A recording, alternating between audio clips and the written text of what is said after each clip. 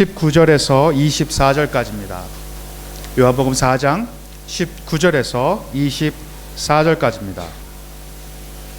우리 길지 않기 때문에 여러분들과 제가 다 같이 한 목소리로 성경을 읽어 올리도록 하겠습니다. 요한복음 4장 19절 시작. 여자가 이르되 주여 내가 보니 선지자로소이다. 우리 조상들은 이 산에서 예배하였는데 당신들의 말은 예배할 곳이 예루살렘에 있다 하더이다. 예수께서 이르시되 여자여 내 말을 믿으라.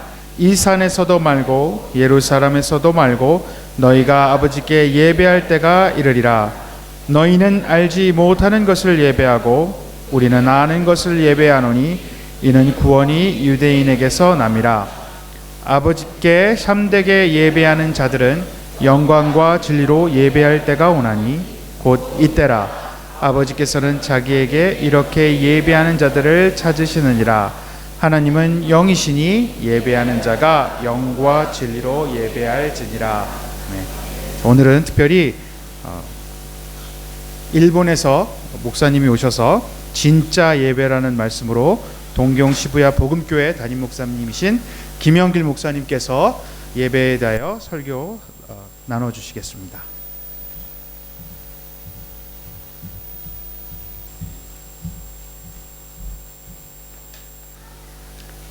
여러분 반갑습니다. 저는 우리 최서우 목사님하고 20대 초반부터 알고 지낼 정도가 아니고요. 어렸을 때부터 같이 신학을 같은 신학교에서 공부하고 계속해서 같이 산 적도 있었고요. 룸메이트로 지낸 적도 있었고 또 어려움도 같이 하고 하여튼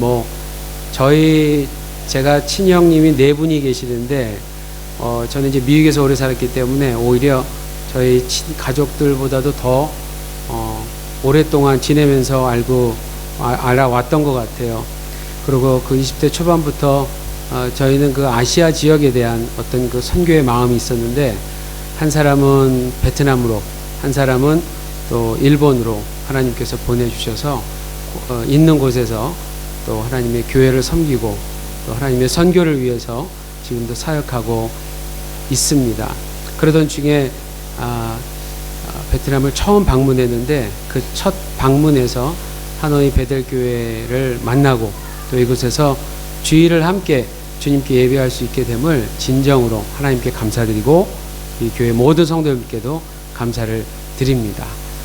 저는 그 미국에서 한 15년 이상 오늘도 이제 앞에서 기타를 메시고 인도를 해주셨는데 저도 그러한 일을 오랫동안 했었어요. 처음에 멋모르고 시작했다가 이것이 장난이 아니구나 이런 생각이 좀 들었어요. 하나님께서 깨닫게 해주시는 순간이 있었고요.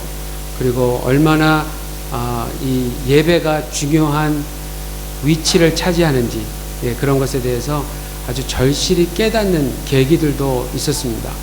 그리고 이제 신학을 공부하면서 성경을 더 깊이 보면서 빼놓을 수 없는 주제구나. 우리가 반드시 알고 가야만 할 주제구나라는 것을 너무나 많이 배우면서 지금도 경험하고 있습니다.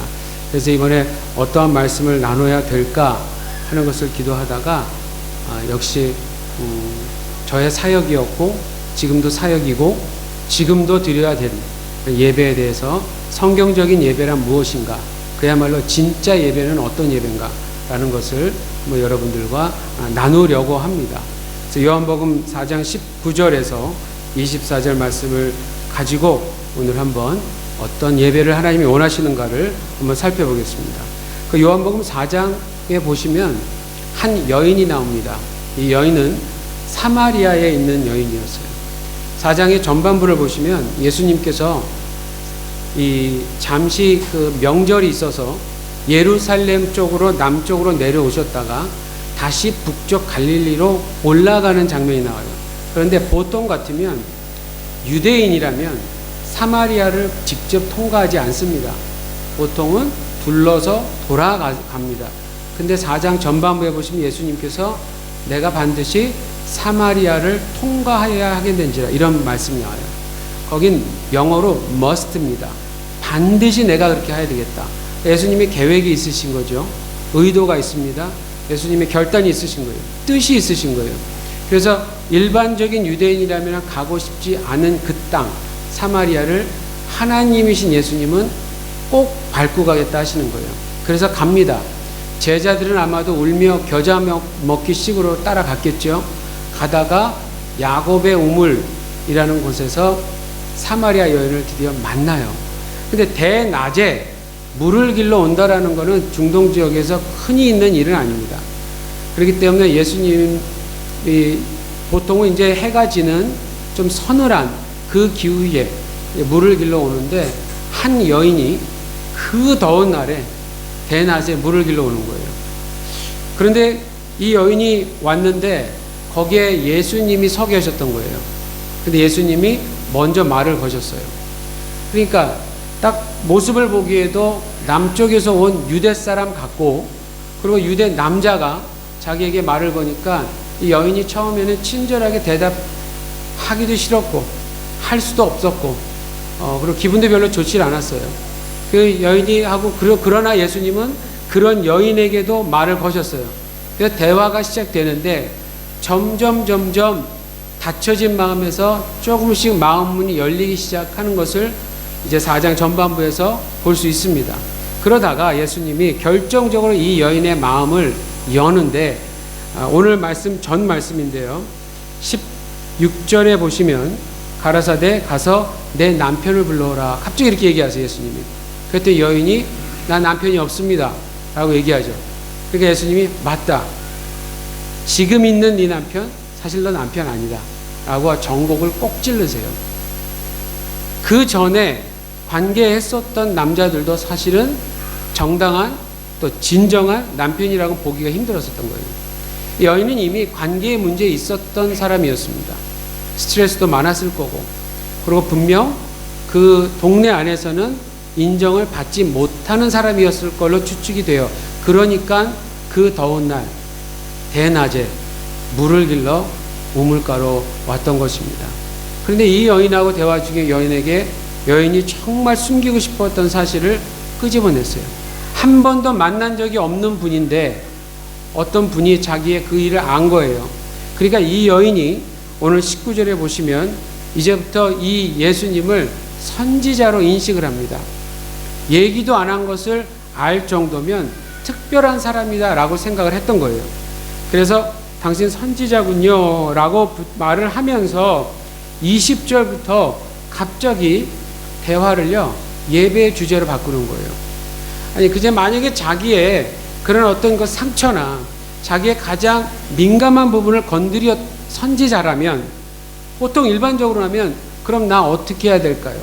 내 진짜 남편은 누군가요? 하나님의 뜻은 무엇인가요? 이런 거 묻지 않겠어요? 그런데 갑자기 이 여자가 예배 주제로 예배를 딱 물어보는 거예요. 저는 성경을 보다가 이 부분이 굉장히 좀 이상했어요. 왜 갑자기 이 여자가 이 예배에 대해서 물어볼까? 그러니까 이거는 이 배경을 이해하지 못하면 알 수 없는 부분입니다. 그래서 배경을 좀 제가 말씀을 드리려고 해요. 근데 그 무엇보다도 먼저 여러분 다시 한번 20절을 보시면 자세히 보십시오. 예배에 대한 질문인가요? 아니면 예배의 장소에 대한 질문인가? 네, 장소에 대한 질문이에요. 과거 페르시아라는 나라가 있었습니다. 그 전에는 바벨론이라고 하는 나라가 그 중동 지역을 다 제패했을 때였어요. 그때 남유다라고 하는 나라는 하나님의 말씀을 순종하지 못해서 결국은 바벨론이라는 나라의 포로로 잡혀갑니다. 그리고 70년간 포로 생활을 하다가 드디어 그 사이에 이제 바벨론도 망하고 페르시아라는 나라가 전 지역을 이제 잡는 강대국이 됐어요. 근데 그때에 하나님께서 약속하신 70년이 다 됐어요. 그래서 하나님은 바사 페르시아 왕을 통해서 1차적으로 귀환을 시키는데, 그때 1차적으로 다시 유대로 이스라엘 땅으로 돌아온 유대인들 중에 스룹바벨이라고 하는 리더가 있었어요. 그리고 여러분들 많이 익히 들으시는 에스라라고 하는 제사장이 또 학자가 있었습니다. 이 사람들이 그 리더였어요. 근데 이 사람들이 와서 무엇을 했냐면 하나님의 명령을 받아서 스룹바벨이라고 하는 사람들이 마음에 비전이 있었어요. 이 무너진 성전을 다시 짓자. 그래서 그것을 졌는데, 지려고 하는 순간에 에스라 4장 1절에서 6절을 보시면 그 성전을 재건할 당시에 사마리아 사람들이 기다리고 있었다는 듯이 나타나서 우리도 같이 하자라고 제안을 했습니다. 우리도 뿌리가 같은 이스라엘 사람 아니냐, 그러니까 우리도 같이 짓자라고 제안을 했어요. 해줄 줄 알았죠. 그런데 귀환을 한 유대인들 입장에서는 안 그랬습니다. 그럴 수가 없었어요. 너희들은 혼혈이 됐다. 너희들은 다른 민족, 이방을 섬기는, 이방 신을 섬기는 다른 이방 국가랑 합쳐졌기 때문에 혈통을 중요시했잖아요. 우리와는 절대로 섞일 수가 없어 어렵고 거절을 했어요.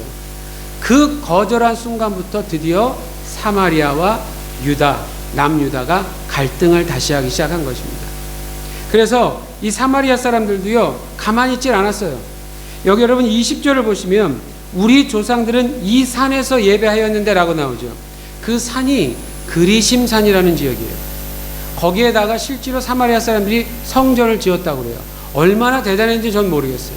그래서 성전을 짓고 약 200년간 사마리아에도 성전이 있었고 남유다 예루살렘에도 스룹바벨의 성전이 있었던 거예요. 그래서 200년간 계속해서 그 땅에는 또다시 두 개의 성전이 있으면서 예배에 대한 대립이 시작된 거죠. 참된 예배가 그 땅 전체에서 이루어진 것이 아니라 또다시 분단이 돼서 누가 더 참된 예배냐를 내세우면서 그렇게 약 200년의 시간이 갔던 거예요. 그러다가 이제 점점 로마라는 나라로 점점 또 세력이 확대되어 갈 때 이 유다 지역에서도요, 독립군들이 있었어요. 그때 요한 힐키누스라고 하는 장군이 BC 129년이에요. 기원전 129년도에 독립전쟁을 일으키고 그때 사마리아 성전을 무너뜨려 버려요. 그래서 지금 이 여인이 예수님하고 말할 당시에는요, 사마리아에 그 성전이 없었던 상태였어요. 이스라엘, 예루살렘에게만 그 성전이 있었던 상태였습니다. 그러니까 자신들에게는 그냥 예배와 기도만 드릴 수 있는 그런 어떤 장소만 잠깐 조금 있었다고 그래요. 그러니까 지금 이 여인의 질문 속에는 뭐가 있냐면 사마리아의 역사적 상처에 대해서 지금 계속해서 암시가 되고 있는 것입니다. 여러분, 고대 이스라엘은요, 이 나라의 특징은 뭐냐면 그들이 과연 누구를 예배하고 있는가에 있었어요. 여러분, 이스라엘의 하나님이 어떤 하나님이십니까? 다른 거 기억 못 하셔도 돼요. 출애굽만 기억하시면 돼요. 그 출애굽이라는 것, 이스라엘이 언제 민족이었어요? 이스라엘이 언제 나라였어요? 하나님이 아브라함이라고 하는 한 사람을 택하시면서부터 본격적으로 하나님의 그 구속사역 역사를 시작하는 가운데 그 아들 이삭, 야곱에 이르러서 야곱의 아들 누구죠? 요셉이 애굽에 팔려가면서 가족들이 이주하면서 그들을 통해서 본격적으로 애굽 땅에서 형성된 민족이었어요. 그러나 그 하나님의 백성이라고 하는 사람들이 그 땅에서는 어떻게 지냈냐면 나중에는 노예로 지냈어요. 온갖 고난을 다 받고 있었던 노예에 불과했던 사람들이었습니다. 근데 이 사람들을 하나님이 모세를 통해서 구해내기 시작을 하는데 이집트의 가장 강력한 군대들도 쫓아오지 못할 정도로 하나님께서 아주 강력한 인상을 남길 정도로 그렇게 하나님께 그들을 구출해내시고 광야를 인도해 가셔서 지금의 이스라엘 땅으로 정착시킨 그 하나님이에요. 그러니까 그 당시에는요, 애굽을 이긴 신 야훼라고 하면은 그걸 들으면 사람들이 벌벌벌 떨 정도였어요. 거기에 이스라엘 민족이라고 하면 어디에 붙어 있는지도 모르는데 이름만 들어도 떨 정도로 두려워할 정도의 그런 나라였습니다. 자, 그러한 역사를 가지고 있던 이 민족이 상징적으로 자신들의 하나님을 나타내는 그 장소, 그 상징적인 형태가 뭐였냐? 그게 바로 성전이었어요. 그러니까 이 사람들에게 있어서 성전이 없다라고 하는 것은 자신들을 이스라엘 민족으로서의 정체성을 입증하는 일에 있어서는 굉장히 불리하게 된 겁니다. 그러니까 사마리아인들은 우리도 뿌리는 이스라엘인데, 야, 우리가 잘못했냐? 우리 조상들이 잘못해서 이렇게 된 걸 왜 우리 탓이라고 얘기를 하느냐? 우리도 다시 우리의 정체성을 회복하고 싶다. 같이 성전을 짓자라고 얘기를 했는데 그걸 거절당한 거예요. 근데 그럼 우리끼리 짓겠다라고 했는데 그것도 유대에 있는 어떤 한 사람에게 또다시 침략을 당해서 무너져 버린 거예요. 상처를 입고 또 상처를 입은 거예요. 여러분, 지금 이 여인이 누굽니까? 이름이 나오나요? 안 나와요. 그냥 이 여인은 아마 사마리아에서도 이렇게 막 정숙한 여인은 아니었던 것 같아요. 분명히 부정한 여인으로 여겨졌을 것입니다. 그러니 대낮에 물을 길러 오지요. 남들이 하지 않는 일반적인 일을 하지 못하는 사람이 됐겠죠. 그런데 그러한 사람이 자기의 어떤 개인적인 문제보다 더 급한 일을, 선지자를 만나니까 꺼내는데 그 일이 예배라고 하는 주제였다라고 하는 것입니다.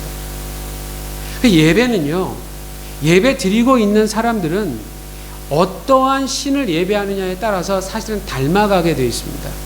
여러분, 혹시 베트남에서 보신 적 있으신지 모르겠지만 우상을 열심히 섬기는 사람들을 잘 한번 관찰해 보십시오. 자기가 우상을 표현한 것대로 화장도 그렇게 합니다. 옷도 그렇게 화려하게 입습니다. 그리고 그렇게 변해가요. 우리들은요, 내가 예배하는 어떠한 대상을 향해서 보고 따라가고 그것을 닮으려고 하는 그런 본능이 있어요. 그래서 예배라고 하는 것은 사실은 우리가 누구인지를 정확하게 드러내주는 정체성에 대한 문제입니다. 그런데 이스라엘 사람들은 어떠한 신을 예배했느냐? 창조주 하나님을 예배한 거예요. 우리를 창조해 주신 그 진짜 하나님을 예배한 유일한 민족이었어요, 그 당시에. 그런데 그것을 조금이라도 알고 있었고 역사 속에서 그러한 것을 경험을 해봤던 이 사마리아 사람들도 다시 한번 그것을 회복하고 싶었는데 그게 안 되고 있는 겁니다. 억울하고 분통하고 그런 것들을 대변해 달라고 지금 이 선지자에게 호소해 달라고 하는 모습이었습니다. 그런데 여러분, 이 여인의 기대와 예상을 깨고요, 예수님은 충격적인 답변을 하세요. 왜냐하면 예수님은 선지자가 아닙니다. 예수님은 하나님이십니다.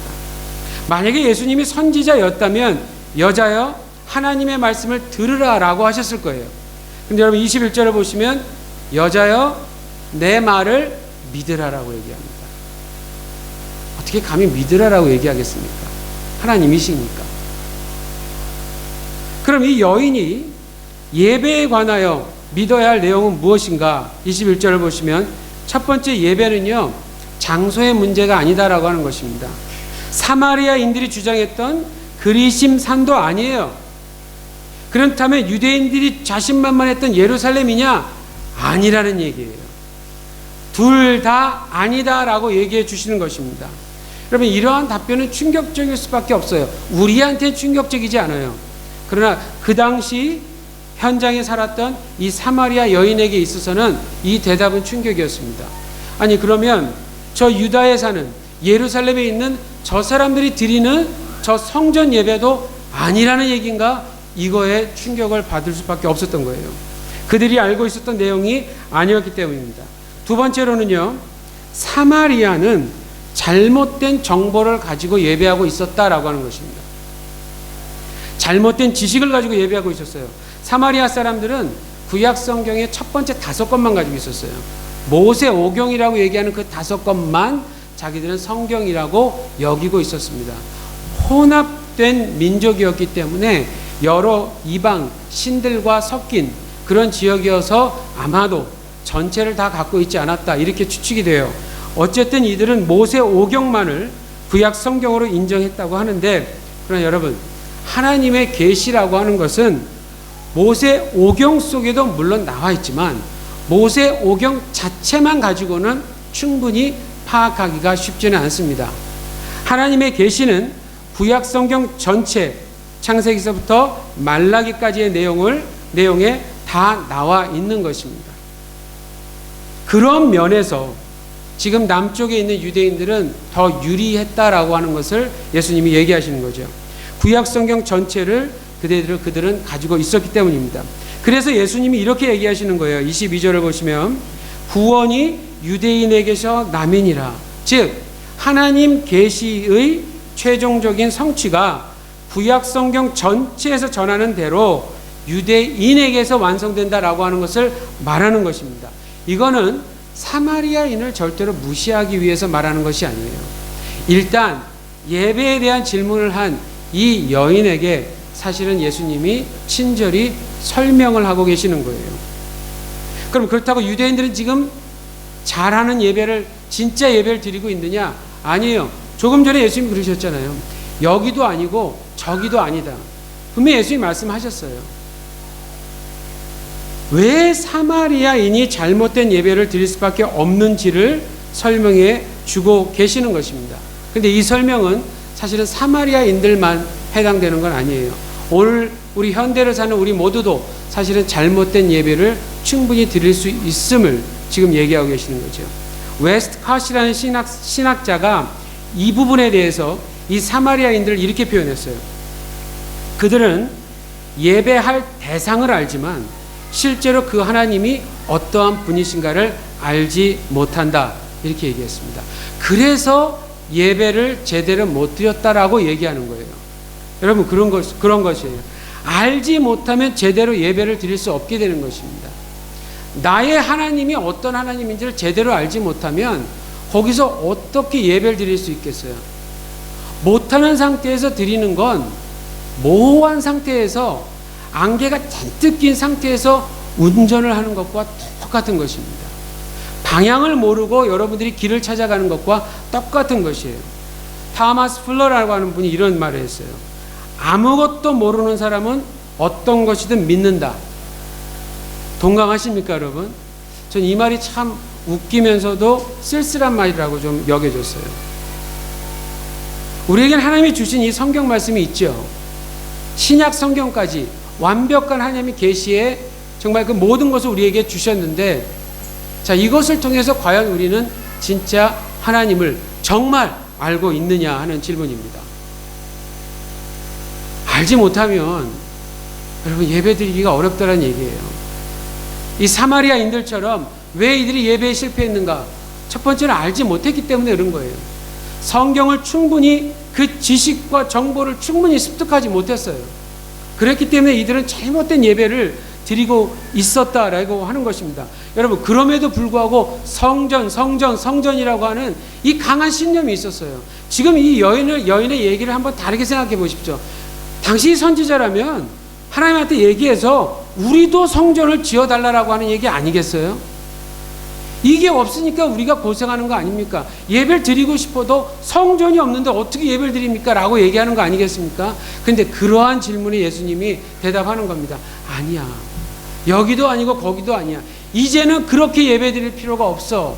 라고 얘기하시는 거예요. 아무리 강한 신념을 가지고 있다고 해도요, 정확하지 못하면 잘못된 것입니다, 여러분. 저는 지금 일본에서 사역을 하고 있는데요. 저희 교회는 일본 분들도 계시는데 일본에는 그 우상을 섬깁니다.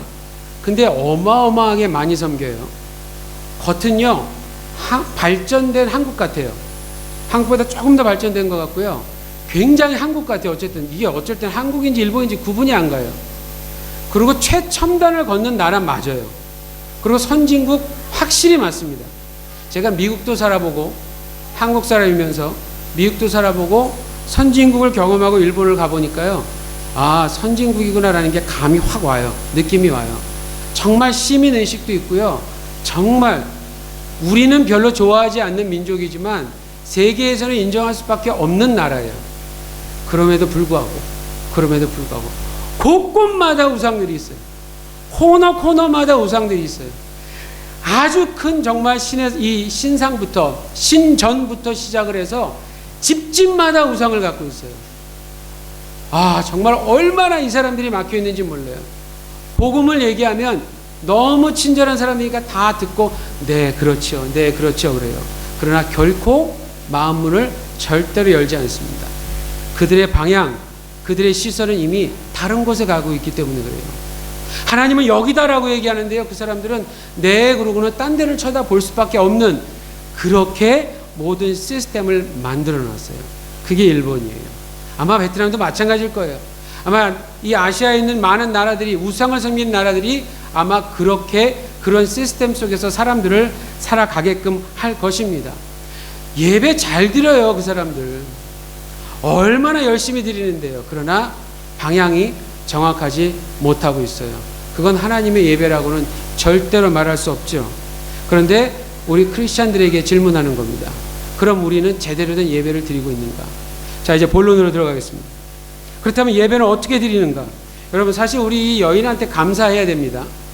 여러분, 오늘 읽으신 본문이 성경 속에서 하나님이신 예수님이 처음이자 마지막으로 말씀하시는 예배에 대한 정의라는 거 알고 계시죠?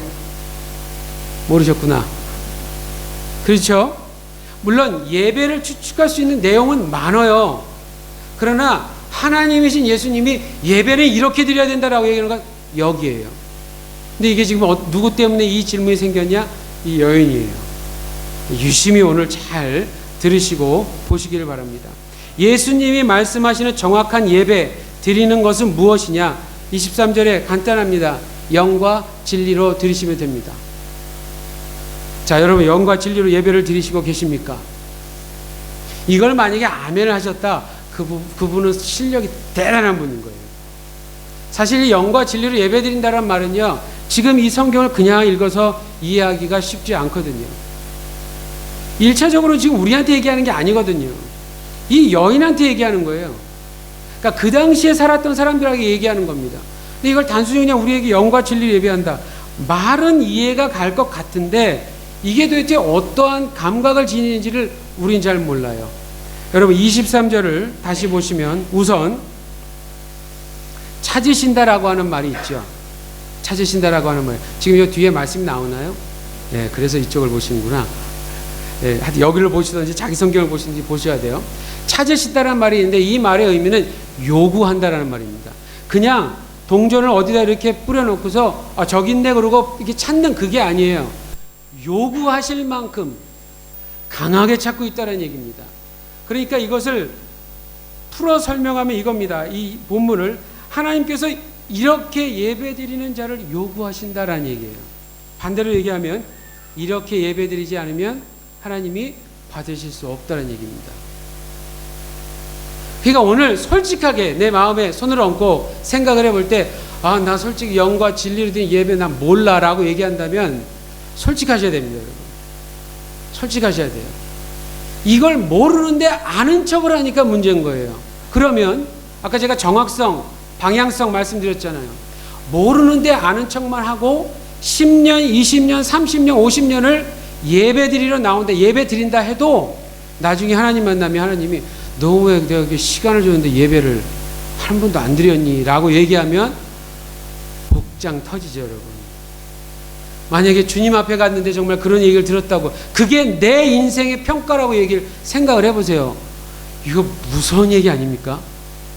오늘 저는 은혜의 말을 전하려고 하지 않고요, 공포의 말씀을 전하려고 하는 거예요. 이거 여러분 떨리는 얘기입니다, 사실은. 나 진짜 그때 가서 주님 앞에 대드실 거예요? 했단 말이에요. 이러실 거예요, 애들처럼? 이미 기회는 끝났어요. 이 땅에서 예배 드릴 수 있는 기회가 끝난 그 시점에서 하나님의 평가가 너 왜 영과 진리로 예배 안 드렸니? 라고 얘기하면 깜빡했습니다. 다시 날 돌려주십시오. 돌려보내주십시오. 불가능하잖아요. 오늘 해결해야 될 문제입니다, 여러분. 오늘 해결해야 될 문제죠. 오늘 습관적으로 오신 분이 혹시나 계시다면, 오늘 주일이니까 오신 분이 계시다면, 가치가 있는 것입니다. 그러나 성경은 그 정도로만 요구하는 것이 아닙니다. 종교인 만들려고 우리를 구원해 주신 게 아니에요. 예배자 만들려고 우리를 구원해 주신 거예요. 굉장히 중요한 예배의 본질을 말씀해 주십니다. 영과 진리라고 하는 단어가 핵심인데, 자, 이 단어는요, 동전 같다고 생각하시면 돼요. 동전은 하나의 동전에 양면이 있죠. 양면성을 지니는 하나예요, 하나. 영과 진리가 두 개로 느껴지지만 이게 구조상으로는 하나입니다. 하나로 묶여져 있는 그냥 한 단어라고 생각하시면 돼요. 자, 영으로 드리든지 진리로 드리든지 둘 중에 하나로만 드리면 된다, 인정받는다라고 하는 게 아니다라고 하는 것입니다. 반드시 하나님이 요구하시는 예배는 영과 진리의 예배여야 한다라고 하는 겁니다. 그러면 먼저 여기서 말하는 영이라고 하는 의미는 뭔가? 성령님을 뜻하는 거 아닙니다, 여러분. 혹시 최근에 여러 번역본들이 나오거든요. 근데 어떤 번역본을 보니까 이 성령님으로 번역된 것이 있는데 그거는 옳지 못하다고 봅니다. 왜냐하면 원어에 보면 정관사가 붙질 않아요. 그 얘기는 어떤 특정한 거를 딱 지칭하는 그런 뜻이 아니라는 거예요. 여러분, 이걸 더 쉽게 이해하기 위해서 24절을 좀 먼저 보십시오. 24절을 보시면, 자, 24절에서 하나님은 영이시니라고 나와요. 하나님은 영이시니. 자, 이 말을 할 때도 좀 전에 영과 진리의 영과 똑같은 단어예요. 대문자로 S를 표기하지 않습니다. 그냥 소문자로 S를 표현해요. 그러니까 영이라는 이 단어는 하나님의 본질로서의 영이라는 그냥 속성을 표현하는 거예요. 육이 아니다. 아시겠죠? 육이 아니시다. 육을 초월하는 영이신 하나님이다 라고 얘기를 하는 것입니다. 왜 예수님이 이 말을 반드시 하셔야 됐을까? 자, 이 여인이 무슨 질문을 했다고 말씀드렸죠? 예배에 대한 질문입니까? 아니면 예배의 장소에 대한 질문입니까? 장소였죠. 그 장소라는 건 무엇을 가리켰나요? 성전이었죠. 자, 이게 고대 예배의 어떤 하나의 관습이고 선입견이었어요. 무슨 얘기냐면 다른 고대 나라가 흔히 행했던 것처럼요. 어느 한 장소에 우상처럼 우상을 두고 예배를 받으시는 분이 하나님은 아니다라는 것을 예수님이 도전하시는 겁니다. 본질이 영이신 하나님이기 때문에 결코 육신적인 방법으로 예배를 우리가 할 수도 없을 뿐더러 그런 육신적인 방법의 예배를 받으실 수 없다라는 것이에요. 육신적인 방법으로 아무리 노력해서 큰 성전을 만들고 큰 우상을 세워서 그 앞에 바친다고 해도 그걸로 하나님을 만족시킬 수 있다 없다? 없다라고 하는 얘기입니다. 하나님의 영이시기 때문에 어떤 형상을 만들어서 예배드리는 것도 아니고 어떤 건물을 만들어서 그 안에 가두어 놓을 수도 없다라고 하는 말이 되는 거예요. 영이신 하나님이기 때문에 모든 물질적인 환경을 초월하시는 하나님이시다. 이거를 지금 먼저 강조를 하시는 겁니다. 여러분, 예배를 위해서요. 오늘 이제 우리 성가대분들이 나오셔서 잘 해주셨는데 이러한 표현은 필요한다고 저는 봅니다. 왜냐하면 표현 자체는 여러분, 예를 들어서 남편이 우리 와이프한테 사랑해. 그러고 가만히 있어요. 네? 가만히 있어요. 생일이에요. 생일 축하해. 그러고 가만히 있어요. 친구들과 이제 시험 잘 봐갖고 친구한테 갖고 축하해. 그러고 가만히 있어요. 여러분, 그걸 진심으로 기쁨으로 받아들일 수 있으세요? 네? 우리 아내분들 얘기 한번 해보세요. 생일 때 기억을 못 해주던 사람이 기억을 해주는 것 자체도 감사하겠지만 한마디 더 축하해라고 얘기하고 또 선물도 주고 표현을 하는 겁니다. 식사도 같이 하고 이렇게 되면은 얼마나 정말 분위기 정말 애매하지 않고 좋은 분위기를 얼마나 많이 만들어갈 수 있겠어요. 그 관계를 얼마나 돈독하게 만들 수 있겠습니까? 표현은 필요한 거 맞아요. 그렇죠? 한 번도 안 받아보셨나 보다. 그러니까 지금 멍하니 보고 계시. 표현은 필요한 건 맞아요. 기쁨이 있다면 표현해야죠. 그걸 억누르면 안 되잖아요. 내가 좋아서 춤추고 싶으면 춰야 되는 게 맞잖아요. 박수 치고 싶으면 치는 게 맞잖아요. 그런데 요즘 현대 예배를 하나 좀 우리가 조금 위험성이 있는 걸 한번 제가 예를 들어볼게요. 우리 지금 현대 예배에서 음악을 잘 사용하잖아요. 근데 여러분, 이렇게 한번 질문을 한번 드리겠습니다. 여러분, 음악 없으면 예배 못 드릴까요? 한번 잘 생각해 보세요. 음악 없으면 예배 못 드릴까요? 그럼 반대로 여러분 왜 음악을 가지고 꼭 이렇게 예배를 피워나세요? 생각을 해보셔야 돼요. 저도 약 15년 이상 이렇게 인도하는 그 사역을 했었거든요, 예전에. 그렇기 때문에 음악에 대해서 굉장히 민감한 적이 있었어요. 만약 이렇게 하다가 뭐 틀렸다 그러면 이렇게 쫙 쳐다봅니다. 이 얼굴은 굳어져요. 노래를 가지고요, 기쁨으로 예배를 드려야 되도록 인도를 해야 되는 사람이 앞에서 기타를 치다가 노래를 하다가 틀리면 이게 째려보는 거예요. 그럼 겁이 나서 은혜가 안 돼요. 이런 분위기를 만들어가는 거예요. 그럼 그 정도 되면 벌써 분별력을 잃지 않았겠어요? 벌써 예배를 드리기 위해서 모인 게 아니라 이 사람은 음악을 잘 하기 위해서 온 것밖에 안 되는 거예요. 요즘 현대 예배가 음악을 사용하는 거는 맞아요. 그거는 뭐 괜찮은 겁니다. 표현이기 때문에. 좋은 도구이기 때문에 하나님 앞에 예배를 드리기 위해서 음악을 효과적으로 사용하겠다. 이건 좋은 시도예요. 그런데 음악 사용에 있어서 너무 강조하다 보니까 기술력이라든지 스킬이라든지 이 감정에 너무 치우쳐져 있는 그것이 문제가 되는 것입니다. 여러분, 은혜 받았다 혹은 은혜가 안 되라고 하는 말을 해보신 적 있으시죠? 그 기준이 뭔가요? 요즘 현대 예배에서 이거 한번 생각해 보셨어요? 오늘 찬양팀, 오늘 성가대 베이스가 그게 뭐냐 이렇게 얘기한다든지, 테너는 왜 그래? 소프라노 틀린 거 봤어? 피아노 왜 그래? 야, 오늘 인도자 왜 그랬니? 이런 말들 안 하셨었어요? 여기는 안 했죠? 네, 안 하셨을 것 같아요. 근데 그런 말 많이 해요. 그거를 기준으로 삼을 때가 많다니까요. 오늘 찬양이 은혜가 안 돼. 여러분, 다시는 이런 얘기 안 하셔야 돼요. 왜냐? 이게 사실 알고 보면 되게 무식한 얘기입니다. 성경에서 찬양이라는 단어는 예배라는 단어와 동의어요. 거기에는 음악이라는 요소가 들어간 게 없다니까요. 없어요. 하나님을 높인다, 칭송한다, 그 이름을 높여드린다, 그가 한 업적을 기린다, 이 의미가 있는 거지, 노래한다라는 의미는 그건 표현력이에요. 그래서 우리는 정확히 말하면 노래로 예배하는 거예요. 여러분 주보에 나와 있더라고요. 시편 말씀, 여호와께 노래하라가 맞는 거예요. 그의 이름을 송축하라가 맞는 거예요. 찬양 드리자, 찬송 몇 곡 드리지, 이렇게 얘기한 적 있으셨죠? 저도 그런 적이 있었어요. 이것 우리 회개할 일이에요. 여러분, 예배 드리는 게 무슨 도구입니까? 찬송가가 무슨 우리 목 풀라고 도구로 주신 거예요? 아니잖아요. 예배 드리라고 주신 거를 우리는 그걸 도구처럼 사용한다고요. 이 앞부분에서 이렇게 막 노래를 가지고 하나님께 예배 드리는 거예요. 이거 준비 찬송 아니에요, 여러분. 아직도 만약에 준비 찬송이라는 개념을 갖고 계신 분은 70년대에 계신 분들이에요. 되게 이 유행에 뒤떨어진 분들이세요. 그건 성경적인 말이 아니에요, 절대로. 그래서 어떤 분들, 이런 분들이 계시더라고요. 늦게 오세요. 왜 늦게 오냐고 그러니까, 난 예배 시작할 때 왔는데 왜 뭐라 그러냐 그래요. 앞부분에 그 노래하고 이랬던 것은 준비 찬송 아니냐고.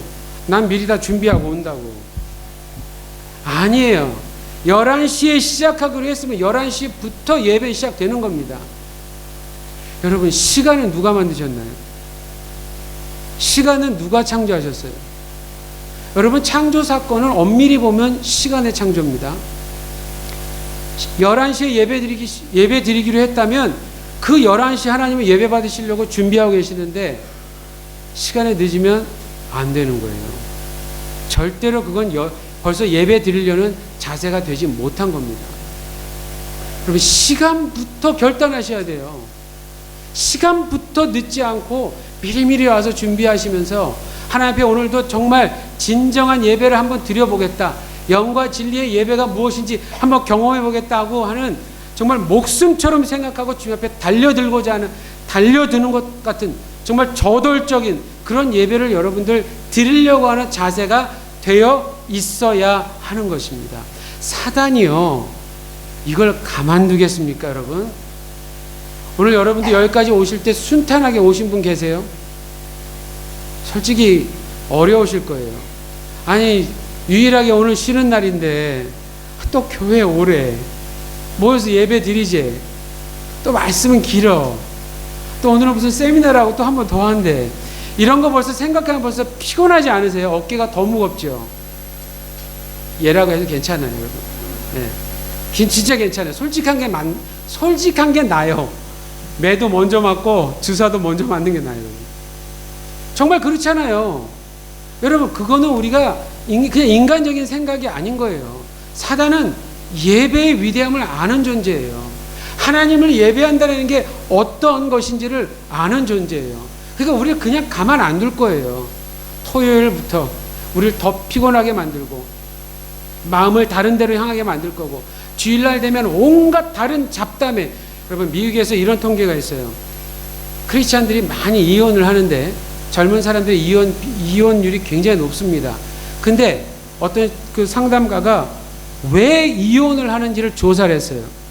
이혼을 가장 많이 하는 케이스가 뭐냐면, 교회를 갈 때와 올 때에 차 안에서 싸워서 그렇대요. 우습죠? 근데 저는 그게 무슨 말인지 알아요. 아마 최수호 목사님도 잘 아실 거예요. 좁은 공간에서요, 예배 드리려고 갈 때도 민감해져요. 사역자들은 민감해지고, 그리고 아마 중직을 맡으신 분들은, 리더 그룹에 있으신 분들 좀 이해하실 겁니다. 이 민감해집니다. 오늘 교회 가서 뭘 해야 돼, 이거 했지, 이런 일정이 민감해집니다. 그다가 누가 말을 뭐 이렇게 툭 건드리거나 말을 얘기를 해줬는데 제대로 답을 또 물어보거나 하면 막 그냥 귀찮아지고 짜증이 나는 거예요.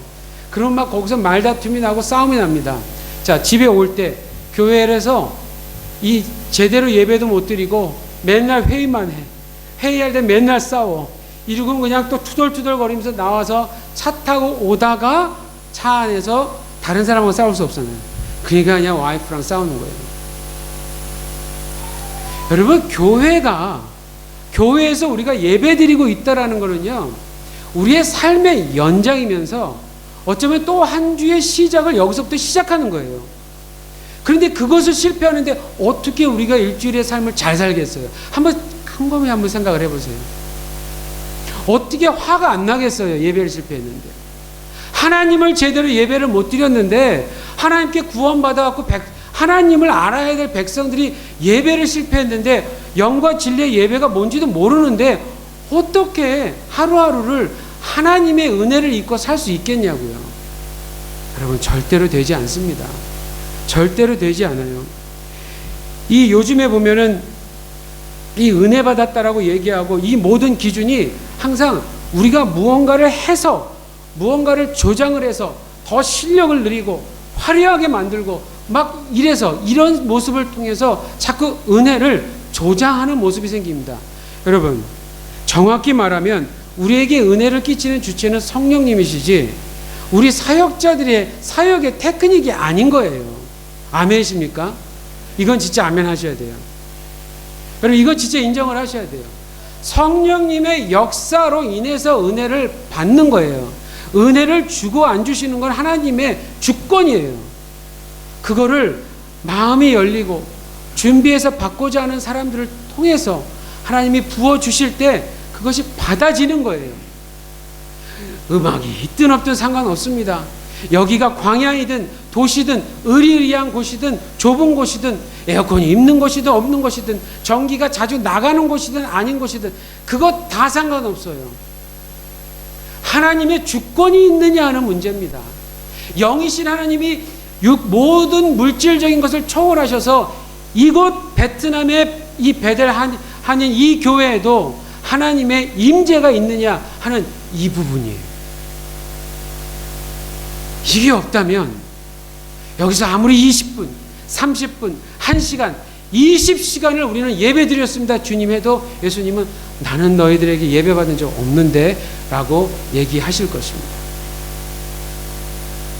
표현 위주의 예배가 되면요, 이런 현상이 나오는 거예요.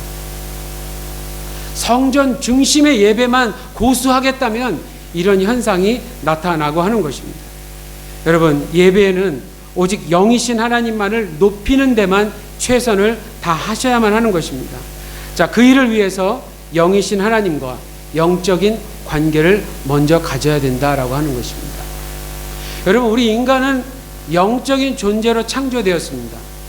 창세기를 보시면 우리를 창조하실 때 하나님의 형상대로 창조했다고 나왔어요. 인격적인 존재라는 겁니다. 더 중요한 것은 하나님처럼 영적인 존재라는 것입니다.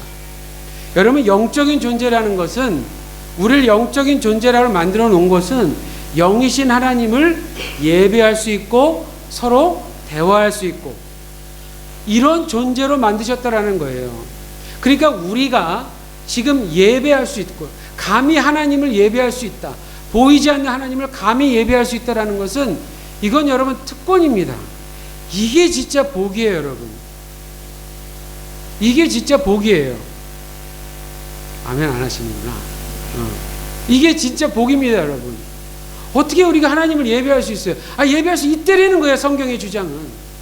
우리가 영적인 존재이기 때문에. 근데 그걸 몰랐을 뿐이에요. 타락이 들어오면서, 죄가 들어와서 타락해지면서 그 관계를 완전히 끊어놨어요. 그게 우린 몰랐어요. 그래서 이 여인처럼 우리는 의리의리하게 성전을 지어서 하나님을 만족시켜 드릴 수 있도록 최선을 다하면 될 거라고 생각을 했던 거예요. 그런데 이 성전이 무너졌어요. 그러니까 이 여인은 우리 어떻게 하면 예배 드릴 수 있지? 라고 하는 고민 가운데 바로 앞에 누굴 만난 겁니까? 진리이신 예수님을 만난 거예요.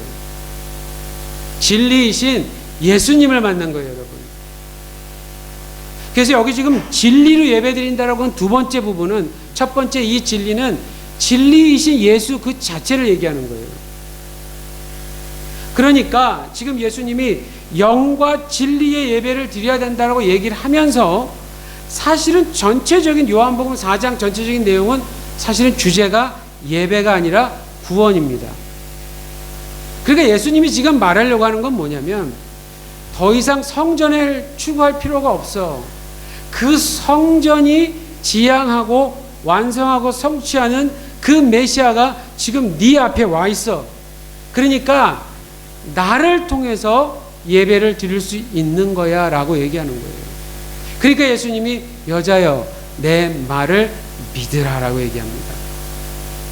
예수를 믿는 게 뭔가요? 여러분, 그게 구원 아니에요, 구원. 그래서 예배는 아버지께 예배한다라는 거. 여러분 23절에 보시면 예수님이 정확히 표현하십니다. 하나님께 예배하는 자들이라고 표현 안 해요. 아버지께 예배하는 자들이에요. 하나님을 아버지로 고백할 수 있다. 이건 자녀들만 할 수 있는 얘기 아닙니까? 그럼 이 얘기는 뭡니까? 구원 받은 자녀란 얘기잖아요.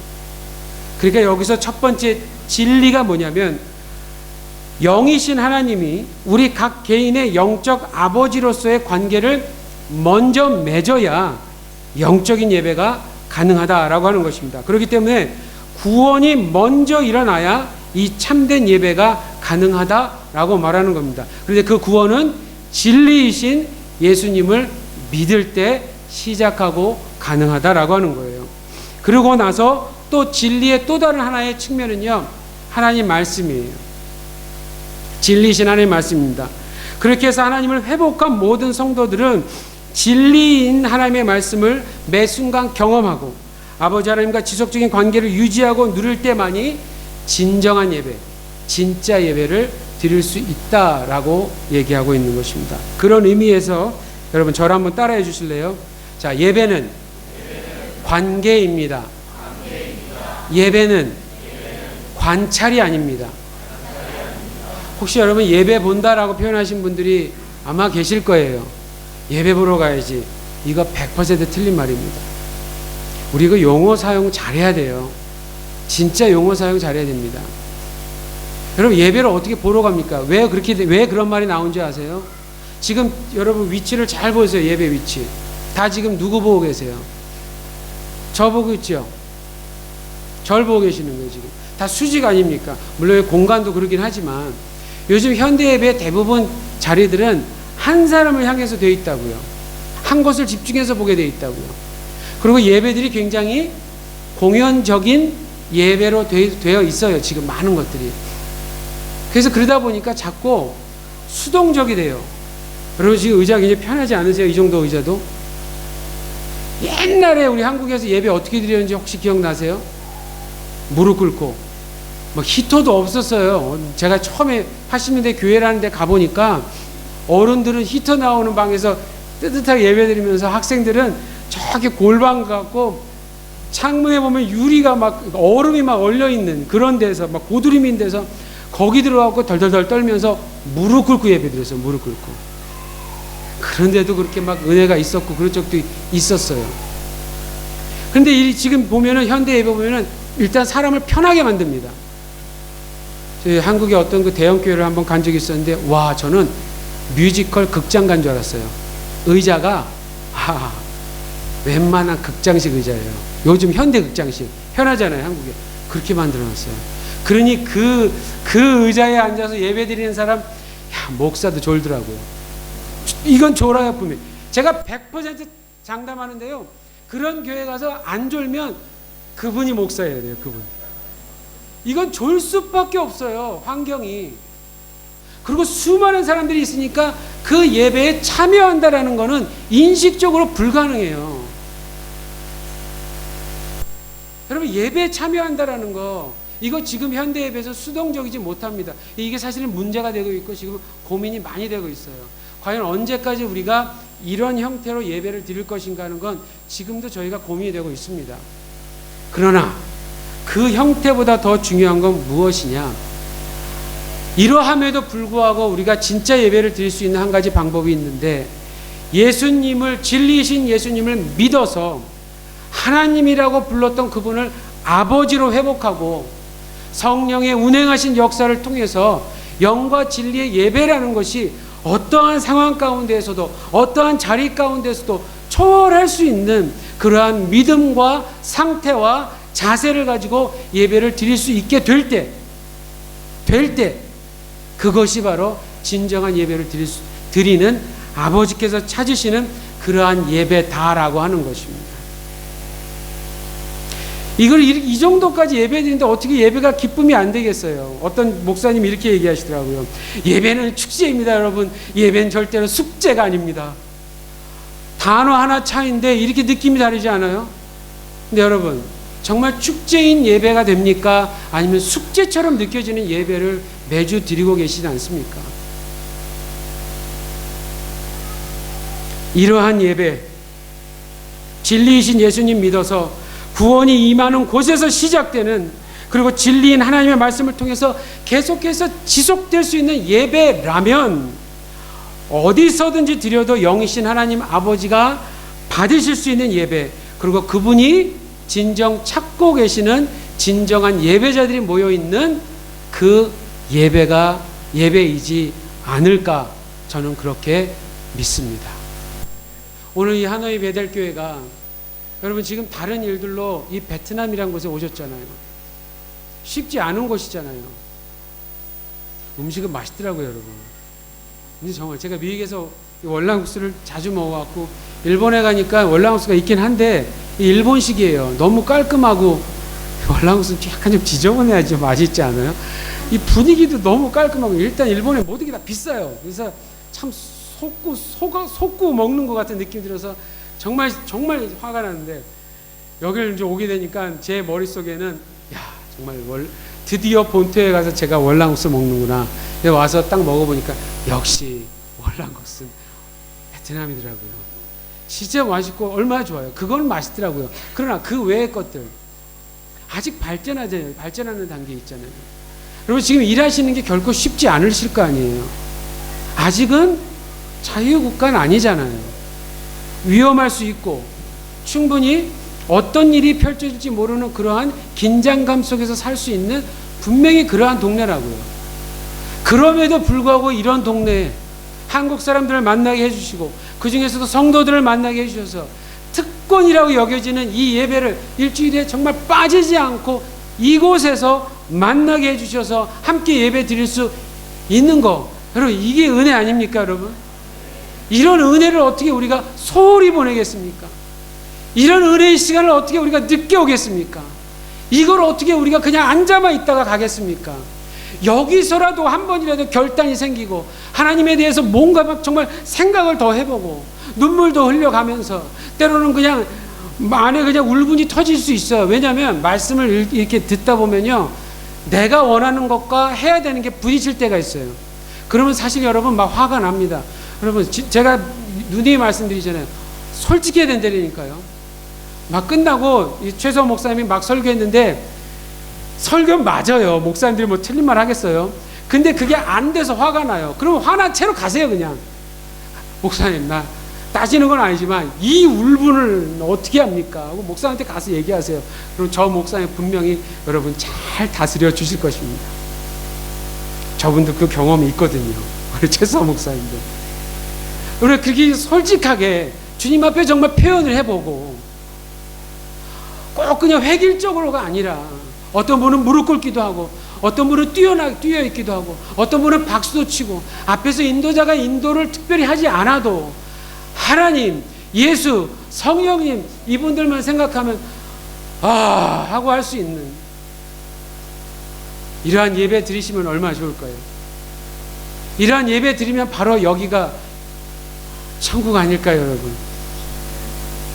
그래서 여러분 이 말씀을 종합적으로 이제 생각을 해보죠. 결론적으로 이러한 만약 그런 예배라면 정말 어디서든지 드려도 영이신 아버지 하나님이 받으실 수 있는 예배가 되고, 그분이 진정 찾고 계시는 예배가 되는데, 자, 하나님은 우리의 아버지시니까 자녀인 우리들이라면, 우리가 그분의 자녀라면 늘 만나고 싶어 하시겠죠. 그렇죠?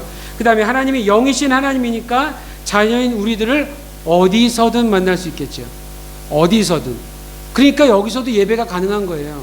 그래서 베트남에서도 예배가 가능한 것입니다. 그래서 23절에서 예수님이 뭐라고 말씀하시는 거냐면 곧 이때라고 말하는 겁니다. 이제 더 이상 사마리아 여인아, 이제 더 이상 사마리아에서 누군가 성전을 지을 것을 기대할 필요가 없다. 너 예루살렘에 있는 저 성전 그거 부러워할 필요가 없다. 그 모든 성전을 성취한 나 메시아 예수 그리스도가 바로 네 앞에 있어. 이렇게 얘기하는 거예요. 그러니까 나를 통해서 하나님께 인정받는 예배를 드려라 라고 얘기하고 계시는 것입니다. 그래서 여러분, 예수 없이는 예배 없습니다. 예배라는 것은 구원이 임하는 곳에서 예배가 시작되는 것이에요. 여러분, 오늘 그 여인이 예배에 대한 질문을 해놓고는 여자분이 참 이상해요. 막 이런 질문 해놓고 또 다른 질문 하는데, 보세요. 25절을 한번 보세요.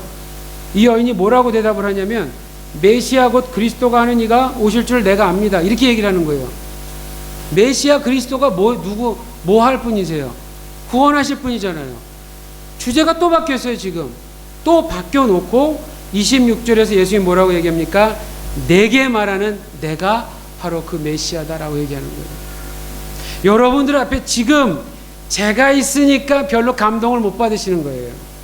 만약에 여기 살아계신 예수님이 와서 떡 하고 옆에 앉아서 손을 딱 붙잡고 딱 예배 드리신다면 누가 잡니까, 여러분? 여기 지금 주무시고 계시는 분이 있었다는 얘기가 아닙니다. 누가 졸 수 있겠어요? 그냥 그 손 딱 놓지 않고 그냥 딱 잡고 가만히 고민하고 있다가 와이프나 혹은 우리 연애해 보실 때 기억해 보세요. 아무 소리 안 하고 애인이 와서 손만 딱 잡아줘도 얼마나 좋았습니까? 좋았죠? 좋잖아요, 여러분. 근데 예수님이 오셔서 옆에서 딱 손을 잡고 나를 예배해봐라. 너 예배할 수 있어. 너 이제 예배 드릴 수 있어. 이렇게 얘기한다고 생각을 해보세요. 이 여인이요, 그 얘기를 딱 듣고는요, 28절을 보니까 여자가 물동이를 버려두고 동네에 들어가서 사람들에게 이르되, 이렇게 얘기해요. 이 여자가 지금 물동이는 이 여자에게 있어서는 물을 길러온 이건 생명과도 같은 거였어요. 근동 지역에서 물 없으면 어떻게 삽니까? 근데 이 여자가요, 물동이를 버려뒀어요. 그냥 제쳐두고 마을로 뛰어들어가고 사람들에게, 자기를 인정해주지도 않은 사람들에게 와서 보라고 얘기합니다. 여러분, 이 여인은 지금 예배드리고 있어요. 이 여인은 지금 예수님 만났기 때문에 충분히 우리처럼 지금 어떤 형태가 없어도 이 여인은 지금 하나님 앞에 충분히 표현하고 있는 거예요. 이전까지 예수님 외에 이전까지 그리스도를 기다리고 있다 할지라도 성전만 바라보고 있던 여인이 이제는 자신의 생명과도 같은 물동이를 버려두고 예수면 충분한 거예요. 그걸 통해서 그냥 뛰어가면서 자기가 남들이 욕하든 뭐든 이젠 과거는 다 상관없는 겁니다. 만나는 사람마다 와보세요. 와보세요. 내가 누군지를 정확히 알아봐 주셨던 그분, 이분이 그리스도라고, 이분이 예수라고, 이분이 지금 사마리아에 왔다고 이렇게 얘기하는 겁니다. 상처받은 나한테 왔다고, 무시하는 나한테 하나님이 먼저 왔다고 이걸 얘기를 하는 거예요. 여러분, 이게 예배가 아니면 뭐가 예배겠어요? 제 말 틀립니까? 맞는 것 같지 않아요? 여러분, 오늘 이 자리에 오실 때 뭘 기대하고 오셨어요? 하나님이 진짜 우리 아버지면 변화가 있어야 될 거 아니에요? 나한테 변화가. 없는 돈 위에서 뚝 떨어지는 그런 변화 말고요. 그런 변화 말고 진짜 저 마음 깊숙하게 누구도 해결할 수 없었던 그 문제를 해결해 줄 수 있는 그런 능력의 분이 그분이어야 되잖아요. 근데 그 경험을 구원을 통해서 하면 거기에 대한 자발적인 표현이 나오는 이 모임이요, 진정으로 예배드리는 장소가 된다니까요. 그게 예배라는 거예요. 그게 예배. 예수 없이 예배 없습니다. 혹시 아직까지 교회 10년, 20년 다니셨어도 아직 예수님 못 만나신 분 계시다면 곧 이때 오늘 예수님 만나십시오.